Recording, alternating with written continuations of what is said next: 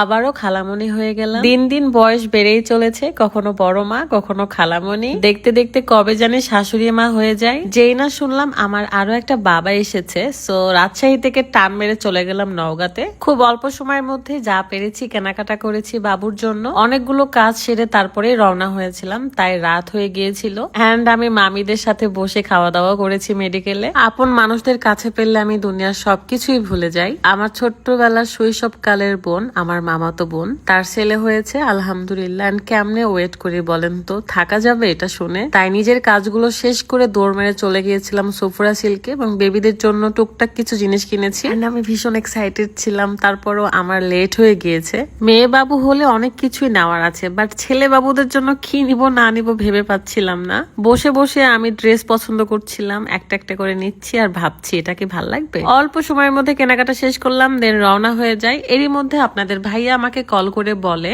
সে বাজারে মিরাজ ভাইয়ার সেলুনে আছে এবং আমার 5 মিনিটের জন্য হলেও যেতেই হবে। সো বরের কথা তো আর ফেলা যায় না, তাই আমি এই জিনিসপত্র গাড়িতে রাখলাম, দেন আবারও টান মেরে বাজারের দিকে গেলাম। ইদানিং রাজশাহীতে এত বেশি জ্যাম হয়েছে, সব জায়গাতে জ্যাম পাচ্ছি। এখন বলতে চাই কিভাবে আমি আমার চুলের যত্ন নিই। আপনারা দেখে আসছেন অর্গানিক ওয়ে ফেসবুক পেজ থেকে আমি সবসময় হেয়ার অয়েল এবং হেয়ার প্যাকটা ব্যবহার করি। এখন কিন্তু আপনারা অ্যালোভেরার শ্যাম্পুটাও পেয়ে যাবেন। সো আমি খুব এক্সাইটেড ছিলাম এই শ্যাম্পুটার জন্য। এই শ্যাম্পুটা চুলকে এত সুন্দর শাইনিং দেয়, এত সিল্কি করে তা বলার বাহিরে। ফার্স্টে আমি অর্গানিক অয়েলটা সুন্দর করে চুলে অ্যাপ্লাই করে নিই। তেল দিয়ে বেশিক্ষণ রাখতে পারি না, তাই 1 ঘন্টা পর পরই আমি হেয়ার প্যাকটা লাগিয়ে ফেলি, তারপর শ্যাম্পু করি। চাইলে আপনারা রাতে ব্যবহার করে সকালে শ্যাম্পু করতে পারেন। So Organic Way Facebook page থেকে এই organic hair oil, hair pack এবং অ্যালোভেরা শ্যাম্পুটা পেয়ে যাচ্ছেন। পেজটা কিন্তু ভিডিও ডেসক্রিপশনে দেওয়া আছে। সো এখন আমি হেয়ার প্যাকটা লাগাবো। চুলকে সুন্দর করতে এবং চুলের যে কোনো সমস্যা দূর করতে এই কম্বোটাই যথেষ্ট। সো দেরি না করে এখনই অর্ডার করুন। তারপর চলে আসলাম মিরাজ ভাইয়ার সেলুনে এবং এসে দেখি আমার জামাই ফেসিয়াল করছে। বাই দ্য ওয়ে আপনারা এই সুন্দর ড্রেসটা কিন্তু পেয়ে যাচ্ছেন রোজা ফ্যাশন ফেসবুক পেজ থেকে। পেজটা ডেসক্রিপশনে দেওয়া থাকবে। খুবই সুন্দর একটা ড্রেস এবং এটাতে ওড়নাও নিতে হবে না, খুব সুন্দর একটা ঝাড়ল দেওয়া আছে। ছোটবেলায় এরকম ঝাড়লালা ফ্রক অনেক পরতাম। যাই হোক, সবাই সেলুনে অনেক বেশি টেক কেয়ার করতেছিল নিজেদের। আমি তাদেরকে রেখে বিদায় দিয়ে চলে যাচ্ছি নওগাঁতে। যদিও বা থাকবো না, জাস্ট দেখে বাবুকে আদর করে চলে আসবো। অ্যান্ড আমি তো গাড়ি ড্রাইভ করার অনেক কিছু চিন্তা করি, তাই হয়তো বা মুড অফ লাগতেছে।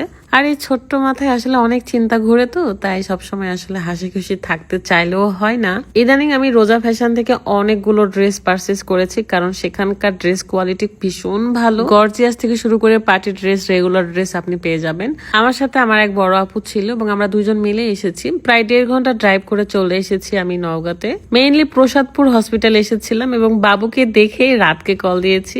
সে কিন্তু ভিডিও কলে দেখতেছিল আমার মামাতো বোনের বেবিকে। যেহেতু সবাই গ্রামে থাকে, সবাই কিন্তু কমফোর্ট না, তাই আমি খুব সেফলি ভিডিও করার ট্রাই করেছি। আমি কারোর পারমিশন ছাড়া আসলে ভিডিও নিতে পছন্দও করি না। অ্যান্ড আমারই বোন, আমার শৈশবকালের স্মৃতি আছে তার সাথে অনেক অনেক। তার নামও কিন্তু স্মৃতি। আমি তাকে ভীষণ ভালোবাসি। যখনই আমি নানুর বাড়িতে যাই আমি কিন্তু তারই খোঁজ করি সবার আগে। যদিও বা যে যার মতো শ্বশুর বাড়িতে গিয়ে সংসার করছি, অনেকদিন পর পর দেখা হয় আমাদের।